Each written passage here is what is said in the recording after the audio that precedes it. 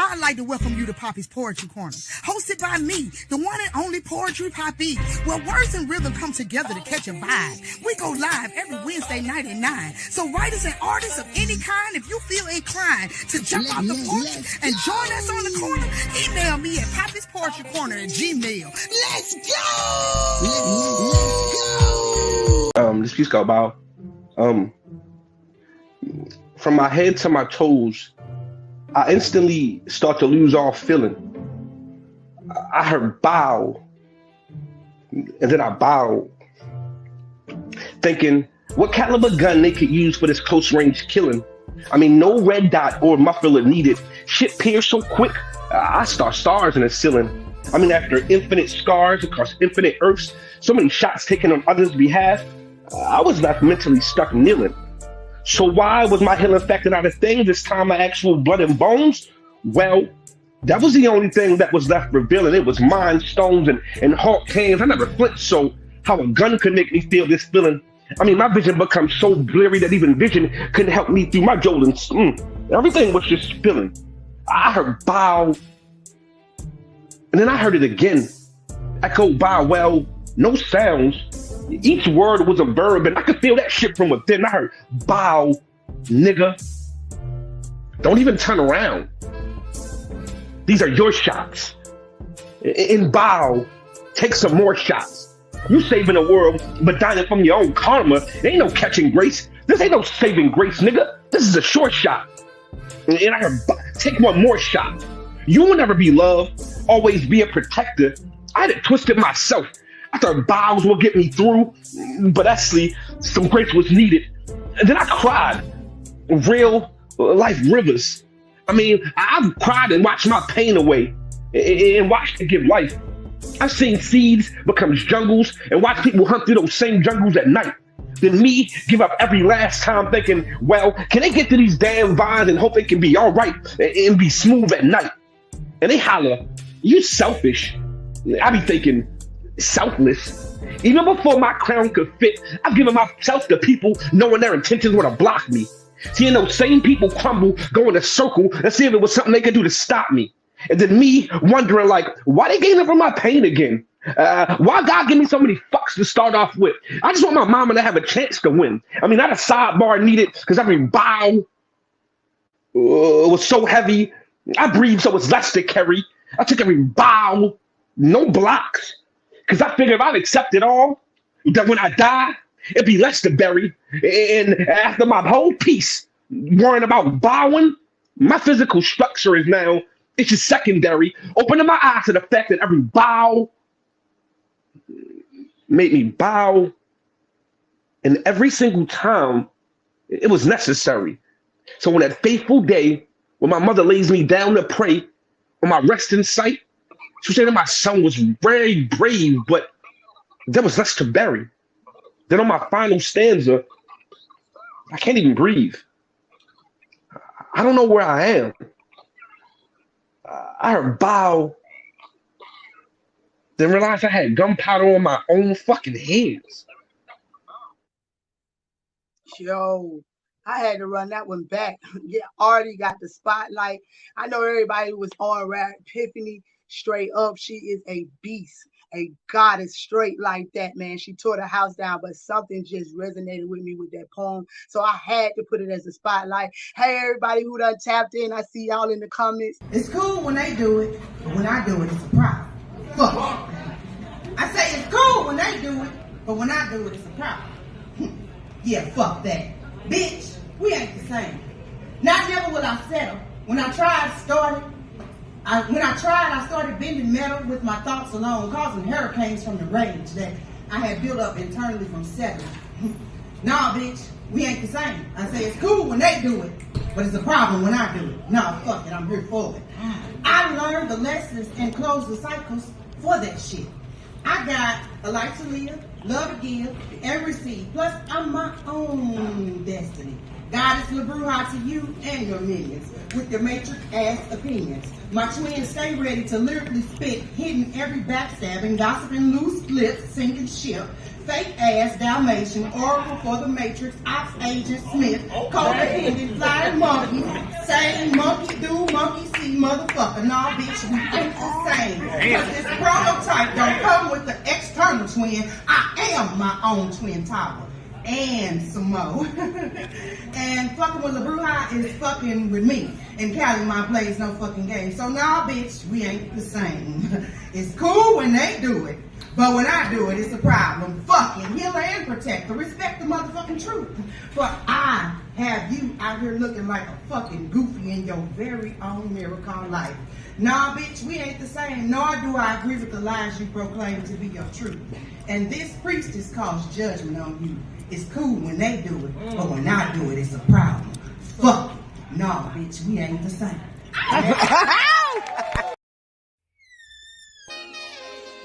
Letter to my father. Hey, Pop. I'm writing you this letter because there are some things that I really need to get off of my chest. I need you to explain the complete mindset of a man that has no problems putting his kids through the stress of feeling like their father is missing, all because of the fact that a condom broke and responsibility is now existing. I really need you to explain this all to me. I need to know why you thought it was okay to deny me to my face.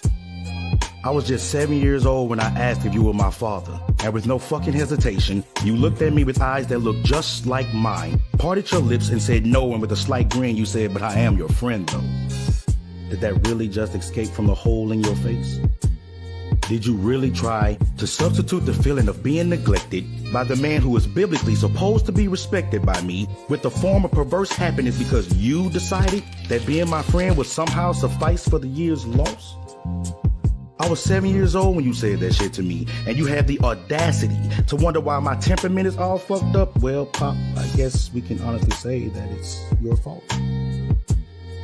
I need to know why at the age of 14 you reached out to me on that special Sunday in June. You know what Sunday? Father's Day, nigga. You called me on Father's Day. You called me on the day set aside for real men that does things for their kids, or single women who have to play the dual role because the motherfucker just like you left her stranded, abandoned, and left out in the cold. Nigga, you had the nerve to call me on that day? And you called at the very moment I was cutting my mother's Happy Father's Day cake because she turned out to be the greatest father figure for me and my sisters, hence my name, Pawcram, Mr. Proof a woman can raise a man. You called me on that day, nigga? Gotta be playing with me. I also have to know why I had a sister. I need you to tell me why I had a sister that lived a few blocks from me, but we did not know we until later on in life where me and she almost became we because of plans to introduce our pelvis in between sheets. Why were you keeping all of these unnecessary secrets? Secrets that could have changed the quality of life of your oldest seeds. Nigga, do you understand what truly could have happened if the object of my sexual attraction did not have so many distractions to hold her up, giving her mother time to look at me and start asking, hey boy, who your people? What's your mama name?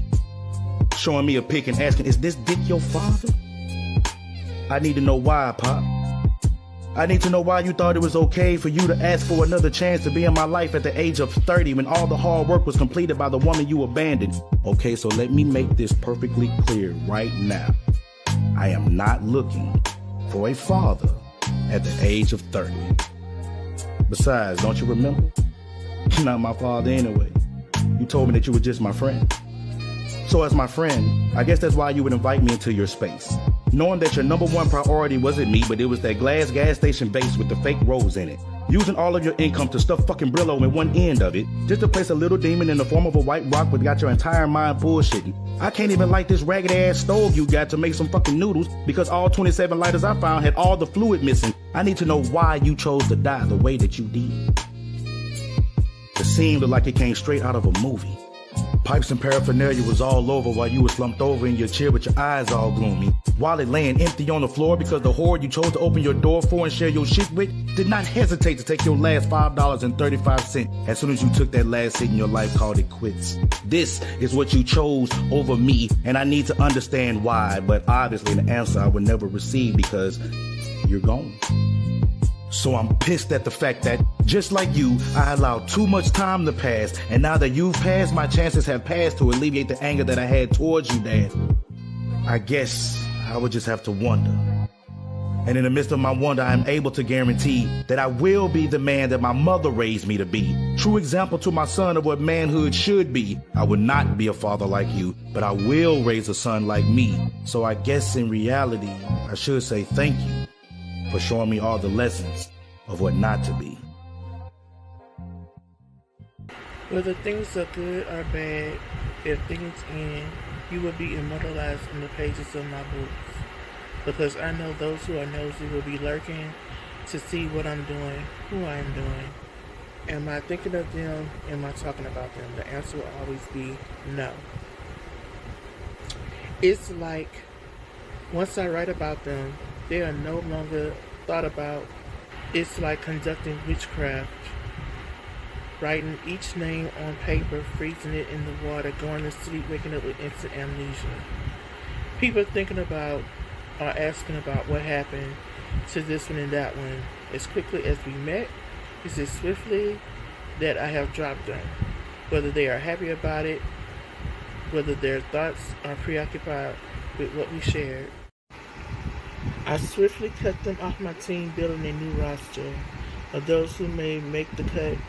If they do not, at least they'll know I will be swiftly tailoring them for me, or tailoring them for someone else. Either way, I am the blueprint, and y'all are welcome. For my enemies, to torture you, maybe you, one by one. Your flesh being ripped from your bones, the rupture of your lungs, this inescapable claustrophobia, the dungeon of horrors. My intent of your intentional suffering, the anticipation, no caption to save you. I was tortured by the man that kept molesting me, assuming a position or ultimatums. So let me get straight to the point. I want to eat your pussy. I want to juicily firstly squeeze up to my face as I attempt to breathe, and the only way that I can bear this necessity is if I ain't held one of your queens. So why you laying next to me and then you can offer me it? You know, I find that kind of selfish. No one is at the top of my to-do list. See, I want to try this trick where I look into a melody of music and you can feel every rhythm and beat that the song is producing. See, I don't even have to pull out Jordan. I can move my hands, my tongue, rain dance on your tip of my mouth, give you the right amount of counts that you need to get that releasing. But oh no, you want to be all the way over there, playing with my feelings, where you know it's at the top of my to-do list. No, I'm sorry. Playing with my feelings, where you know I'm trying to suffocate in your pussy. But you just want to lay next to me as if you don't know I want to eat. Well, how you like green eggs and ham? I eat it in the kitchen or off the nightstand. Hell, I eat it while you're doing spins up the ceiling fan. I eat it on the boat as your flow goes into my throat, and then you slowly realize that I'm with the smoke. But oh no, you want to be all the way over there, unaware that I'm trying to fulfill a fantasy by licking you so much that my tongue becomes the color of the cream. But I mean, if you're tired, go to sleep. But I'm just saying, you'll be missing out on this great opportunity to have your soul snatched right through your pants. Because y'all trying to eat your pussy extra fancy. Like pinky up with a chef kiss. But you want to lay there with an itch that you need to scratch, that you twitch that you need to get. With a click that needs to be licked, it's like a shooting star passing by, and no one's there to make a wish. It's tragic. Fact.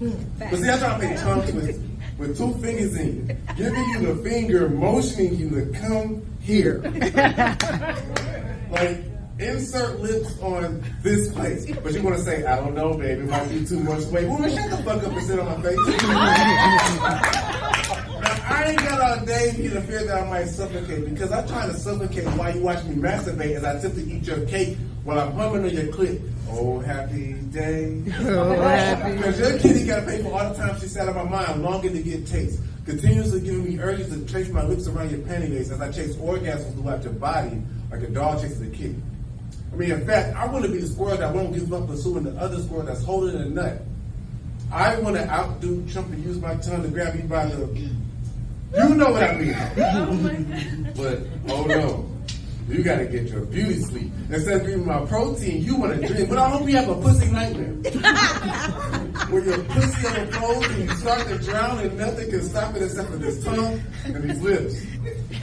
So you wake up with your floodgates busted wide open and it needs to calm your oceans because you can't focus, so you give me that, you know, that little nudge with the ass motion.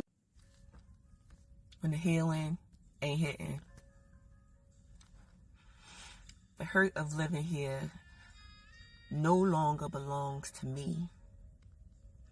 I no longer hold it longingly, loathing the loneliness of closing myself off with the sense of anguish without recompense, with my hands extended and palms turned upward like they always be.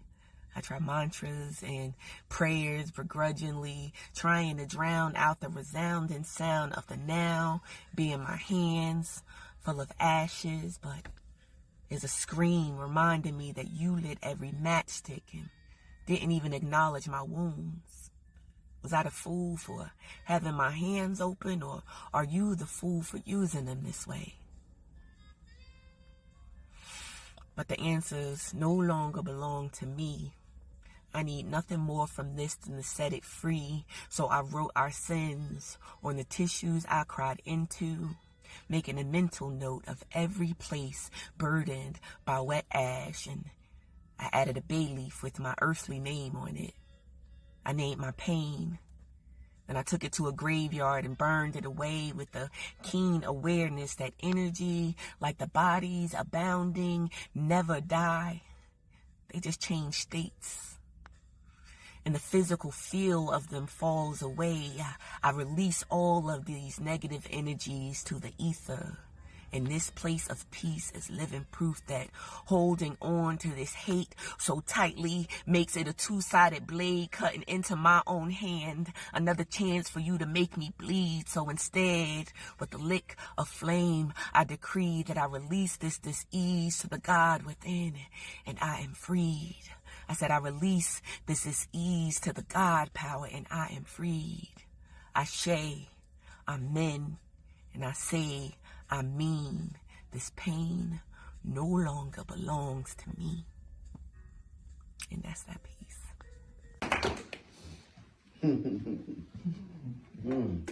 Okay, check this out, y'all. I call this Cover Girl. No filter. I never said she was a superwoman. As a matter of fact, she was far from it. You see, she was fly at night when she donned her custom jewelry. And to this I grew accustomed, but by day she fooled me. Like she had a secret identity. She couldn't hide what was inside. I don't know why I didn't see. Maybe a part of her powers were to cloud my vision so I couldn't see who she really was. Or maybe she knew well how to cast a spell to make me think it was really love.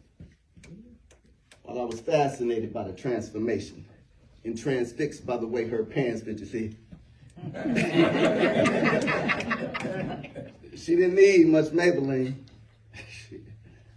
She had kept her hair cold down to her pedicure toes and everything in between. But a superwoman? Not true. Because when the layers were removed, I could see that she was aware, and I wasn't prepared for a full move. I said when the layers were removed, I could see that she was aware, and I wasn't prepared for a full moon. Then she started howling and growling because I did not feel her. I should have been left this life, but it was close to midnight. Thriller, so I had She started howling and growling because I did not feel her. I should have been left this life, but it was close to midnight. Thriller, so I tried to restrain her because she was hitting me and screaming obscenities, and that's when it all came out. Then she ripped off her trainer, and literally it all came out. Now her friends, they told me that I should let her be before she started changing. I should have took heed to this when she said to me, "You wouldn't like me when I'm angry." And her metamorphosis was unfortunate and passed down through generations. So if we make up now, I can't cover you, girl, because you lack foundation.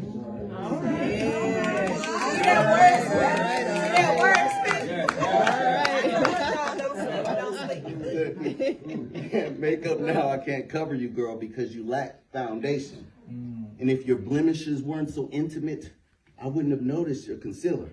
Wow. So next time, just keep it 100, girl. Hashtag no filter.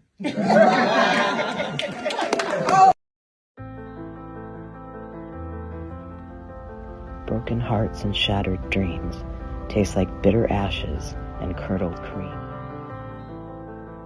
When they are crushed beneath your feet, your head hangs low in abject defeat. You know this old acquaintance grief. The tears, they well and fall from your eyes. You want to scream your anguish to the skies. Instead, you reach a compromise, slipping back into your old disguise, stuffing it all down deep inside.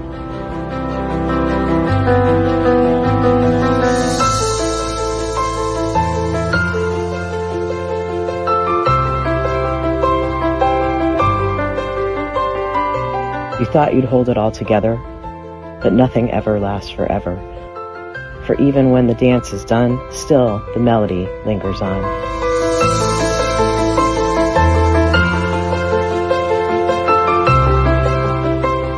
The real work has only just begun.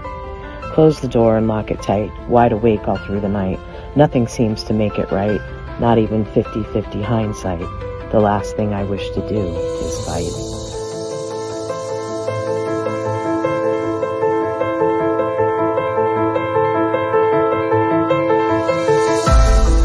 Feel the pain burn in my chest. I just need to take a deeper breath. Only emotions can make such a mess. Breathe some more and take a rest.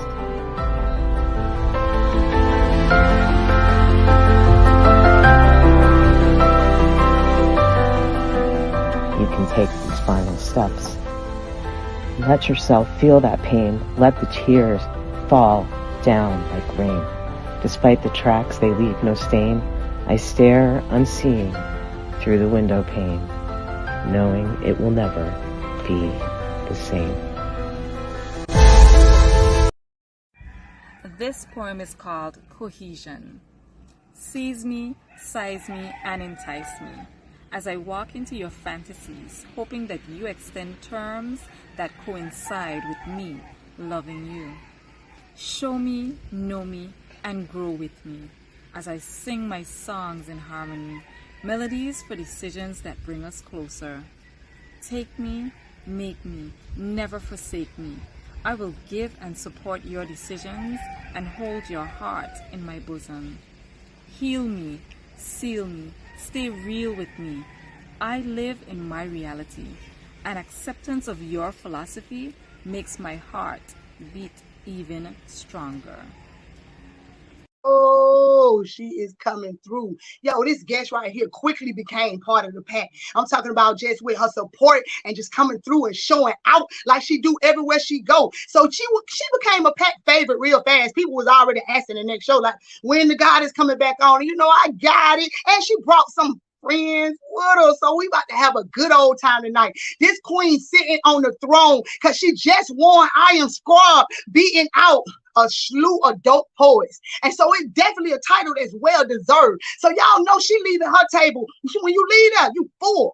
Your appetite is gone. And if you 420 then that's how you want to leave the table with nothing left, because she leaves no scraps when she in the room, baby. So let's get Ebony the Goddess up through here. Queen. What it do, Poppy? What's going on with it? Excited to have you back, man. People was already asking. I was like, she just left the corner. They was like, man, bring it back, bring it back. So I was happy that you was able to come on back through this thing tonight, man. And let's get it popping in this thing tonight, man. Somebody already laughing about the cafeteria. Y'all know what the cafeteria is for me. It's the clubhouse. And if y'all ain't on it, you better get on it, because it goes down on that thing. I keep telling y'all, it really does. If you trying to get it, your craft up, get your game up, that's where you want to be at right now. So definitely tap all the way in. But what you doing for us tonight, Queen? So I'm gonna give y'all an oldie but goodie. This is actually from the first album called Black and Blue. Yeah, it's a poem I wrote inspired by my son. So hope y'all like it. You heard that, y'all. She said the album. Don't forget to go check that out too. And it's dope. I'm still bumping it, man. Not because she came on the corner, because it's actually dope. So y'all definitely need to check it out. She's going to tell y'all later where y'all can find that thing. And she's going to tell y'all how to find her in the ATL coming up soon. We're going to talk about it. So let's let her get into that thing, though. Let's go. At 5 years old, he's already planning to break my heart again. As if burying a monkey isn't bad enough, now he wants to be buried in pigskin.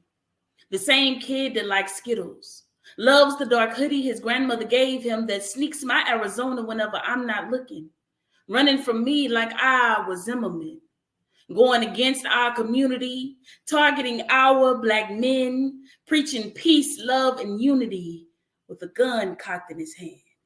Covered in the mother's love for all things Black Lives Matter, dreaming of donuts, fast cars with cool lights and stopping bad guys, suffocated by his ambitions to make life better.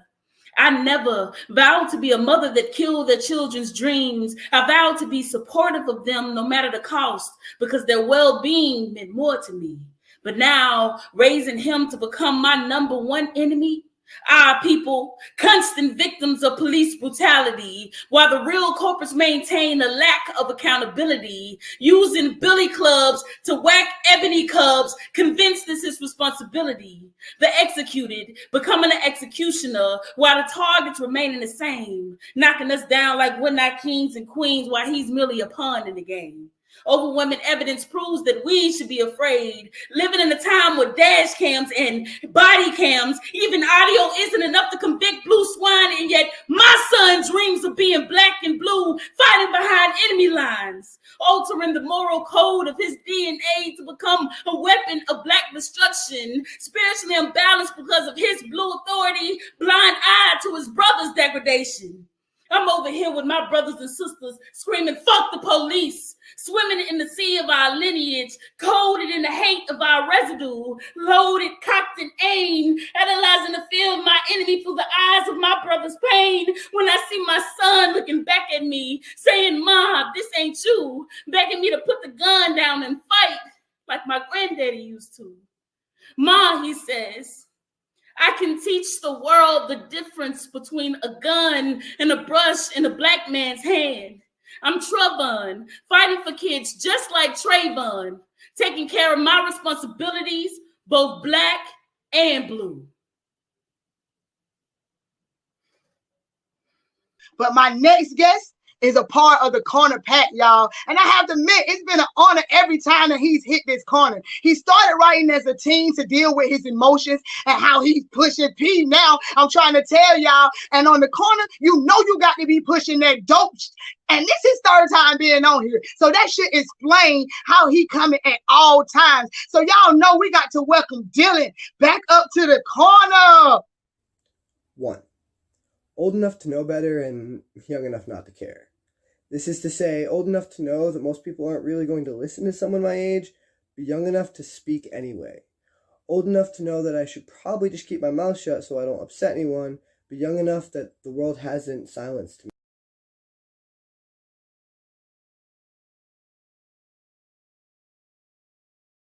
No silence. We ain't silencing you tonight either. Look, the mic just tried to silence me. Unmute me. Hurry up and let's go. What's up? Sir. Welcome back to the block, man. You already know we love when you come visit the corner. So, what you delivering tonight? I heard you got something coming. You know. Yeah, I got something a little different. It's a little longer than most of my normal shit, and Okay. yeah, I'm gonna hit you with it. All right. Well, I mean, what's the name of it? All right, so this one, even the title's long. This is actually. I read it. I had to read it twice. I was like, "What in the world?" But yeah, you're right. The title is long too. But you be keeping everybody's attention, so I know you're gonna bring it. If I could give an explanation, it's basically the question I get asked the most as a person and as an artist, and it's how old are you? So this is 10 responses to the question, how old are you? Okay, let's do it then. So here we go. 1, old enough to know better and young enough not to care. That is to say, old enough to know that I should probably just keep my mouth shut so I don't upset anyone, but young enough to speak anyway. Old enough to know that the world... Oh, fuck. I'm sorry. May I start over again? Old enough. 1. Old enough to know better and young enough not to care. This is to say, old enough to know most people aren't going to really listen to someone my age, but young enough to speak anyway. Old enough to know that I should probably just keep my mouth shut so I don't upset anyone, but young enough that the world hasn't silenced me yet. 2. Give me a razor and I will gladly shave away my masculinity so that you can see the boy beneath it.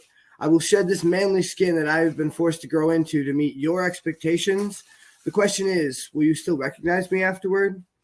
3. Do you judge a basketball player by the number of games he's played in, or do you judge him by the number of shots he's made and or missed? Do you judge a book by the number of chapters it has, or by the story it's told? Do you judge a mother by how many kids she has, or by how much she loves them? Do you judge a poem by the length of the prose, or by how it made you feel inside? Do you ever just stop judging? 4. Don't ask me about the places I've gone or how far I've traveled. Ask me what it took to get there. Don't ask me how many scars I have. Ask me how I got them. Don't ask me how many people I have had time to love. Ask me how much I loved the ones that I have lost. 5.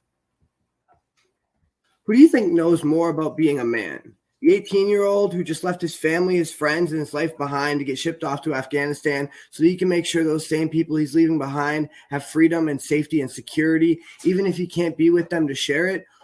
Or the 21-year-old in the bathroom of some dive bar in the suburbs of Northern California throwing up his first scorpion bowl? 6.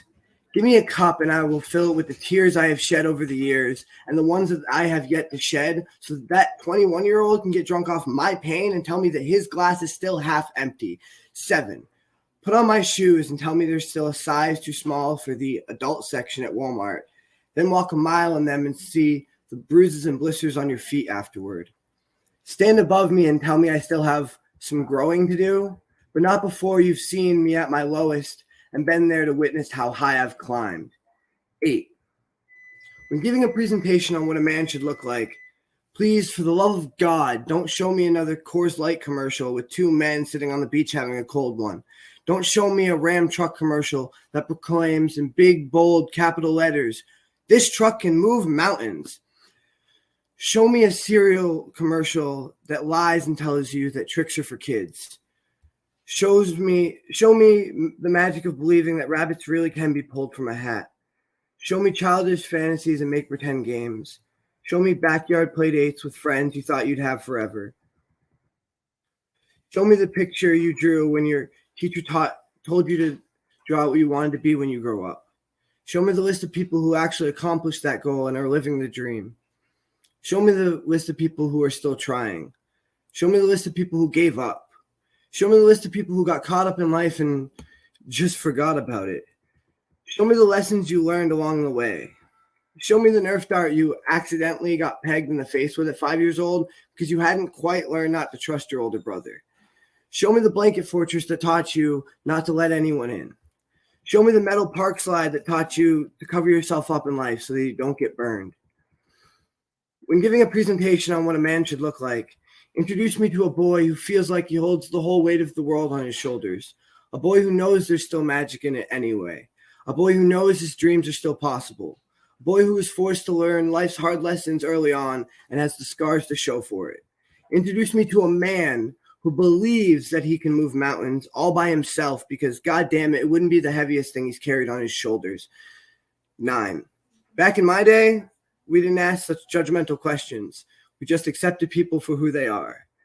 10. Old enough to know that I have far too much left to experience and not nearly enough time. And that is my piece. Everybody on my show is a hitter, y'all.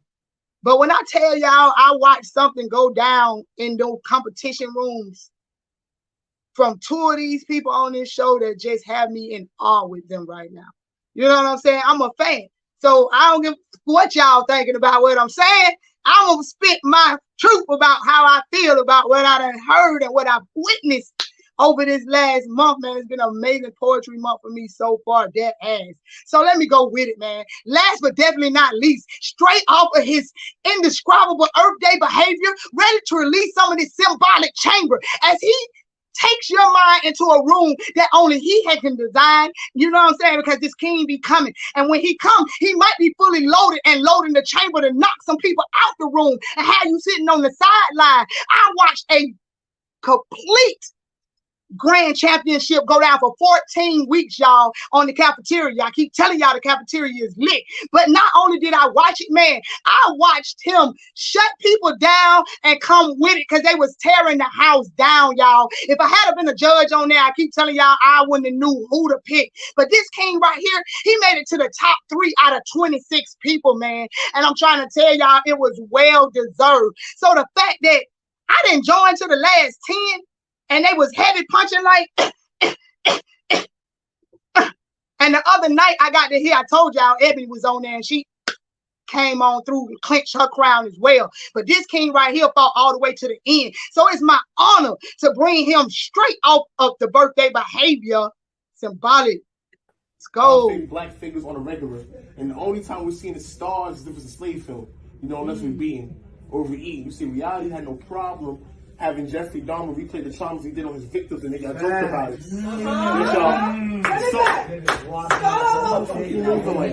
Run it back, yo. Run it back. No, that's not my bar. Yeah, so no lie. Listen here.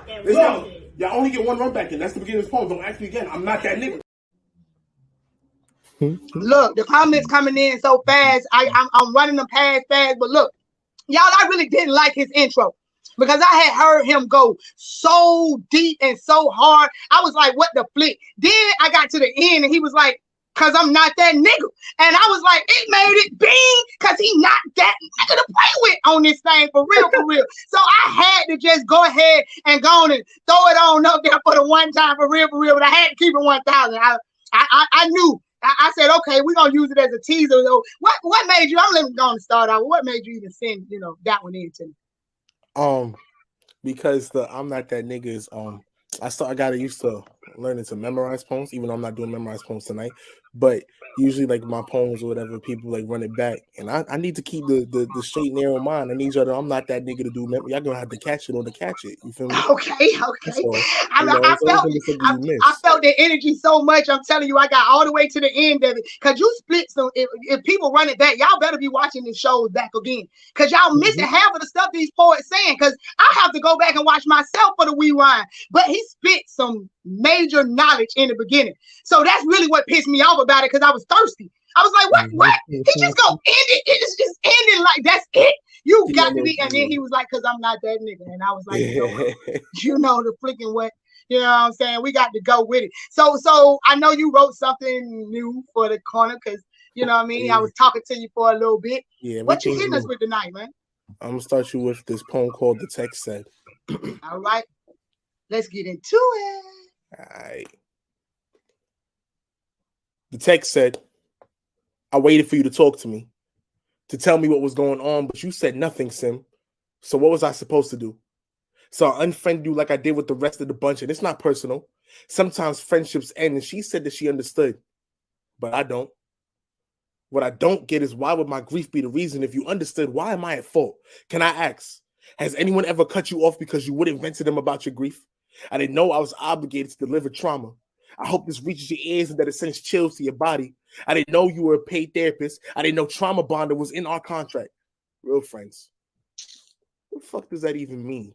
Because recently I've been told that real friends open up to you when one is feeling down. But what about when you don't know how to? Did you ever take into consideration that when my lips unseal all my scars, it makes it sting further? When opening up only tightens the grip life has on you? What happens when the more I reveal, the less air I have for myself? Real friends can see when one can't escape. I shouldn't have to explain how grief has made me shy, how I struggle just to get by. Real friends don't press you to release pain. I need patience, not a time to place this. Real friends don't tell you are not a burden to then dismiss you for not revealing that you're hurting. A text tells tones. And maybe I need to step out of character and space out this feeling of disappointment, meanness, anger, laugh it away to see the 3 dots dancing in my messages to become an ellipsis, skipping my emotions for you to justify my grief as a way to disconnect from me. As if you knew the kid to death. Like if I whispered an ounce of my pain, you type a pound of my lost one's flesh back into a living state, as if it's fair to bring up the deaths on my mind, leaving headstones of your messages, where the only way I can give you directions of my emotions is through my eyes puffed from constant eulogies. You used me. You need a bag to pour your feelings into, and assume I needed to weight it with my own, knowing this sand can't hold my sadness, that it tends to pull me in quicker. Your baggage, with more sand holding me down, with more pressure than I could take, yet I picked you back up. When I was broken, you sweep away my pieces and acted puzzled. How does this sound? The way you consume my energy, acting malnourished, taking what I don't have to give, invading my headspace while I'm trying to refurbish it. You're suffering with more depression. I'm cursed will give you access to my peace as you play me like a voodoo doll, tug and pull my emotions, sticking me and dropping me when you're bored, causing a void, creating misery like a Build-A-Bear. You dress me to fit your need, the buttons of abandonment, accessories priced with backhanded compliments. I let you. So why would I go to you if you never understood my message? For you to be emotionless like an android, a blue to green, just draining my energy. Peace. Fact. While she walks to pain on repeat. The vibes of the night air held many wearies with no cares of having sincere moments in multitude. Danger all around you in the hood of misunderstood. Deep down in the valley of the always up to no good. Running wild cause you a troubled child. So daddy issues are evident with extra trauma to help you get buck wild. Ending up in alleyways on corners, living in rooming houses, abandos and vacant buildings occupied no more, going wherever they spending big or loose bucks, selling big dreams to hopeless fiends, down to nothing reduced to a thrift store beauty, roaming boulevards and dresses without seams. Last stop of rest, dark creepy backways at all hours of the AM with no breaks, because the pain non-stop. Drake who said it best. And you trying to find comfort in endless nightmares that never find rest? So it's hopping the next death pit once you blaze up. Hopefully you don't get stuck. Cause money can't be made there while you floating freely, time passing away, blazing up. The pain's redirected and you on your level now. 2 planets back, mentally 1,000 miles away. It's a much safer pace. Past the clouds where pain never visits until you come down off your high ease and comfort quickly thins then evaporates. The appearing real false sense of peace again fades to black. And a new mission of insanity is reissued right back. It's about that time to get it back on and popping. Time to re-up before the pain reissues its brutal lash. Posted up on the boulevard, no special spot. They'll come find you if you got the soul of James Brown. In other words, be one of the hardest working hoes on the track. They'll give you something to make you want to come back. Besides VD, ooh-wee. It's some trifling pros who aren't bothered but hot like fire, serving their thunder, still trying to make money, marking targets with no bullets shooting at random, aiming to kill. With the old original whole theme of pick a corner, any corner to wait on for the tricks who disguise themselves well as upstanding husbands with loving wives or not, fathers, religious men of the cloth, or businessmen on the prowl running away from their emotional responsibilities in the form of unfamiliar legs open wide, gifted with oral high fives, and a free ticket to the Jezebel's next showing of street theater in. This ain't Broadway, we straight home. Then they wipe up, maybe shower, go back home or work, pretending like everything's okay and nothing's wrong. Everybody gets to be a victim and play victim as well as they also get to be the perpetrator, pretending like they innocent when they guilty as hell. Hurt people, and the cycle gets more vicious as it's passed down. Meanwhile, people becoming even more nonchalant about the shit, unleashing those demons on innocent bystanders, mostly without shield, never blinking twice. So if you get hit, oh well, fuck it, cause they know their inmate numbers personalized and never for sale. So many pains out there, and you may know my name but not my story of testimonies in the making, these just to name a few. But when you see the low-spirited, downtrodden, soul-broken, slowly losing all hope, feeling rotten to the core and look like they can't take in no more people, do you judge them, ignore, point the finger, or press record for instant views? Or do you pray for them because you know they still have a purpose and somehow got lost and confused? They stray so far away from God's sunlight that their life seems meaningless. So why bother? And there's no point feeling too far gone. Each day becoming the walking dead, living on the wrong side of life, stuck in the kill your spirit fast but then die slow zone.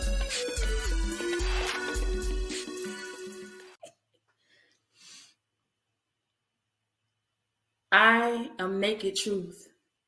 eve of a new day, beginning these cycles of sacrifice from knowledge ingested into my belly, exhibiting Sarah Bartman with every curve of body, exposed in my most intimate places for entertainment of the more fortunate, using my shine to guide Harriet Tubman through my promised land to get to the promised land, daring to Sandra Bland for our Black men, only to be victimized by the very system built to hide the white man's indiscretions. I am Breonna Taylor, symbol of just how meaningless our contributions to society really are. Essentially, night lighting blue devils hidden amongst America's shadows. My soul glows. The revolutionary Nina Simone, singing struggles of slaves enslaved long after shackles set us free, playing melodies of Negro spirituals like Bobby Humphrey, attempting to remove these mind-forged manacles with music therapy. I'm so Lizzo, unapologetically twerking only to be criticized for my size, unbothered, playing my flute as they ignore technique for my physique, asking that you stand with me, my loves. Monique. Fighting the racial and sexual discriminations that our ancestors fought against, unable to solicit support necessary for boycott. I am the legacy of Jill Scott, Rochelle Farrell, Whitney Houston, Jasmine Sullivan, and Lettucey, trickling down through time, carefully preserving Black history, immortalizing every runaway slave with every run I fulfill, seeking reciprocity like the miseducation of Lauryn Hill, shunning the world from my creativity until Ebony is ready to speak. Peace and blessings manifest with every lesson learned. Badu-isms of a recovering undercover overlover. Cause I want somebody to walk up behind me just right, waiting for the one I can't live without, removing every label of what it means to be a queen. Latifah, showing proof that cover girl could never cover girls of color for excess, mistress of thickness, seductive deity. I be Lady Tess. A mountain standing majestically as tiny trees admire the power of my purity. Headlining this thing, pouring you a glass of these lyric libations like Zadora. Phoenix rising from the ashes like Queen Black. Honor confers my crown like Sade. Got bars, got knowledge, way too dope for the average like K. Marie. I am black on black rhyme because I step to the mic check. Spitting these poems with the beauty, style, and grace of a lady while metaphorically knocking you out like Ali. Allow me to reintroduce myself. I am the goddess formerly known as Ebony, and I am poetry.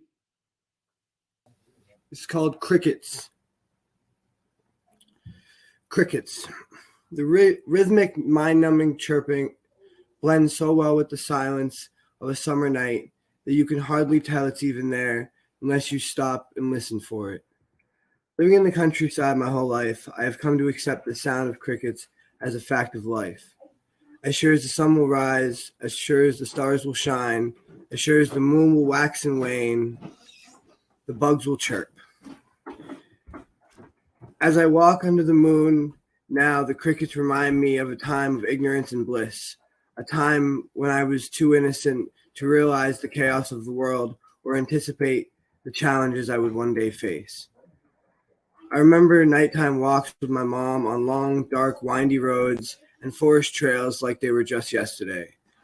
The smell of trees, the feel of soft summer wind on my face, and of course the sound of the crickets as my mom paced beside me like a guardian angel, her hand on my back as if just to let me know that she was there and reassure me that I am safe out here in the deep, dark woods.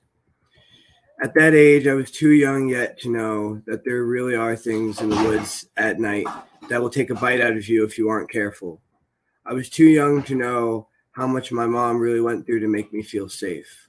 I was too young to know that those walks wouldn't last forever. I was too young to know that my mom was only human. I was too young to know that one day she'd be gone. I was too young to know that one day I'd have to walk through the darkness alone. Somehow, though, even then, I knew that the sound of the crickets would always be here in the air if I knew how to listen for them. There are so many unknowns in life. What will happen today? What will happen tomorrow? Will I still be friends with the people I'm friends with now in 20 years? Will I even have any friends in 20 years? Will I ever really make anything of myself, or will I just stay stuck in the same loop? When will my loved ones pass away? When will I? Contemplating these unfathomable questions can drive one insane. In times when the weight of these questions presses down on me and threatens to crush any hope for the future, I watch the sun rise in the east and set in the west. I watch the moon wax and wane. I watch the constellations appear each night in the sky, one star at a time. I listen to the sound of 1,000 chirping musicians serenade the trees with the midnight air, and the midnight air with their lullaby. And sometimes when I close my eyes and listen real close, I can still hear my guardian angel whispering to me, telling me I'm safe and guiding me through the darkness. And that is my piece. What's the piece? The second piece you're doing, man? This, what did I call it? Walt's Dream? Yeah, Walt's Dream. Freshly wrote just for the corner, y'all. I love when a mother sucker put that pen to work for me. You know what I mean? I feel special. You know, put that thing to work. Like, you know what? I'm not gonna send you any names right now. Let me work on a couple things. Then I'm gonna holler back, and I love it. So let's go. Let's be ignorant real quick. Like it's a virtual reality. If I picked a Wonderland, I'd see Alice thoughts and make an Oliver Twist of our stolen roots. Freaky Friday. Y'all wish to be a black body since you outlined so many. From the reflection of a black man, since it's all lives matter, create an illusion of what others see this black figure, calling an out-of-body experience, strung along the whites, brush your teeth to clear the conscience of the corpse you laid to sleep. Get it? Brushing your teeth is the only time you clean your skeleton. Wearing our skin for the day would be your closest way of prepping our bones for graveyard decorations. If Trayvon was white, hoodie it up. Oh my God. They killed Kenny. Y'all park the world's motions till things go south. See you in Atlantis. Go fishing in our bodies and hook the parts you gutted. Call it a great catch. Playing gator bait with the youth till it baits an uproar. Since you dress as is, does it feel right? Now, by jumping over a cross-white fence, it's a field day. You might have to pick off my descendants. If Emmett was white, the false whistle would be leading to our black body swag surfing with Casper, like doctors turning babies' coattails. You switch to be us. It's all crashing now, huh? Like I sent red tails because white shouldn't fall. For white problems, that's the black outline. Since skeletons is white, maybe you do mean all lives matter, but to be sure, you celebrate a corpse party. A hung Negro be the perfect ambiance. Seen in Neverland, you can tinker the aesthetic. Here your racism stays the same. The age, however, when these threats grow, I see why you would want to be us, because black don't crack and God don't like ugly, yet you hopscotch bodies just to be brittle. If Breonna Taylor was white, would you label her a sleeping beauty, as if black wasn't already beauty? If you still like wearing our bodies, can you put her last moments in the dream world? I wish I didn't see Elijah McClain suffering. If he was white in your virtual reality to beat us, can you feel his apology as he was beaten? Y'all get sleepy and dwarf the thought. Man Rice and Micaiah Bryant was white, it'd be a Toy Story, a toy gun that's nerfed for nothing, and a 4-for-4 to feed an empty stomach. But you traded black boy and black girl youth joy for bullets, a kids menu, and fed misery to families. How is it feels to be in my body? Today you're uncomfortable. Do you like being in our bodies yet? These thoughts go beyond an America's black and white cookie, breaking off from the black side as the well-known better half as they continue to crack us. Go figure. The crackers is trying to crack us as Cinderella. If Sandra Bland was white, they would have found the ghost hands that ended her life. Does our shoe fit yet? This patience is not made out of glass. You think they let me freeze my dreams to outlast goals? Because, set time for me. The rumor has it that Walt Disney's body is frozen right in the heart of Disney. If Walt was black, he wouldn't have Disney movies. Just more roots, and the love would be America's obsession to keep us grounded. But life's through nooses. Isn't it crazy that Disney's irony embraces black juxtapositions of a struggle, but the art is white? With about 3 of every 5 movies actually being a person of color. Y'all see where I'm going with this. I seen an old white man attempt to take the life out of a young boy, the television grade, knowing they didn't want him to live. I wonder if America was just Marvel in it, because bullet cases meant to keep us boxed. Imagine if you had the luxury to be like, y'all, could we freeze hatred? Knowing the only way y'all let us be boxed in is if it comes with a toe tag, the shoe size of America's footprint on the soul of black bodies, yet you wake up every day inspired by what a black body can do. but you wouldn't dare be laid to rest because that's not what white bodies do in the dream that Disney lands. Peace.